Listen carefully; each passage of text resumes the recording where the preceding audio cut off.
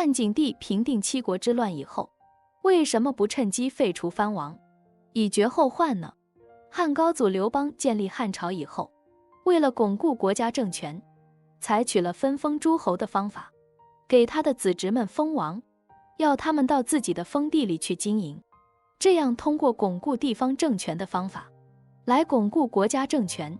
但由于这些诸侯王有很大的权力，而且还能世袭，久而久之，这些诸侯王们不断做大，想干什么就干什么，中央就很难控制了。到了汉景帝时期，全国已经有了28个诸侯王了。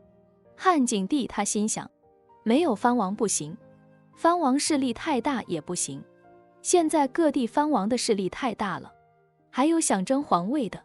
汉景帝对此感到很头疼。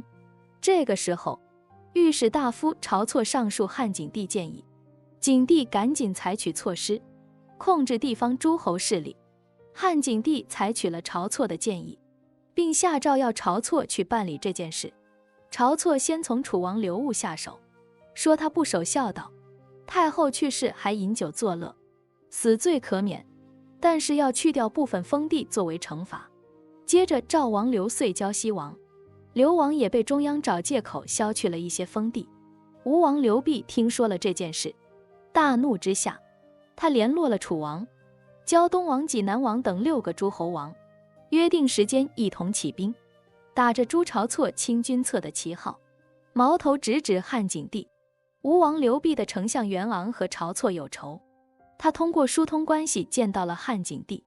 袁昂说，如果汉景帝杀了晁错，收回薛帝的诏命，西国诸侯就会退兵。汉景帝的心想，如果杀了晁错平息叛乱也行，毕竟已经收回了一些诸侯王的封地了。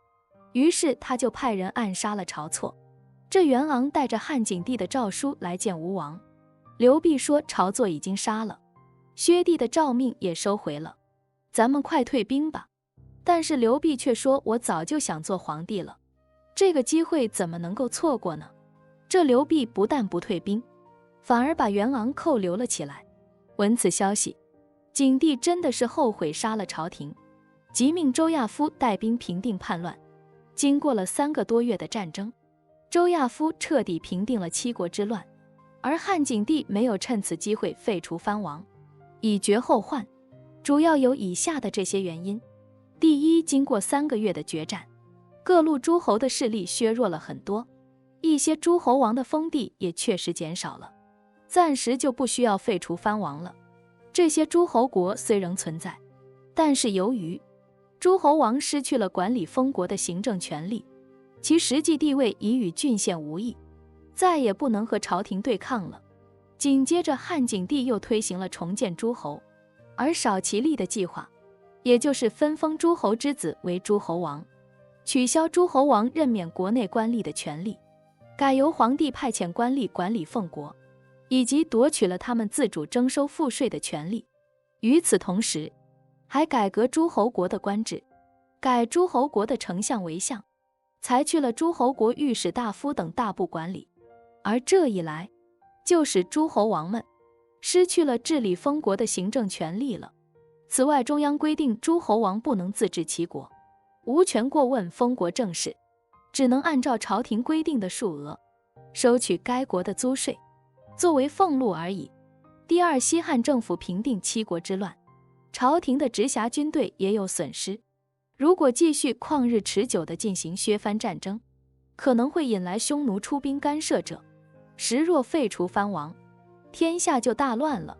天下一乱，也会给外敌可乘之机，到时候内忧外患，局面有可能失控。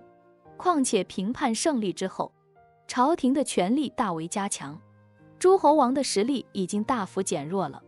汉景帝已经收回了诸侯王治理封国的行政权力，若趁机再强行废除藩王，将会节外生枝，给国家带来混乱，反而是得不偿失的。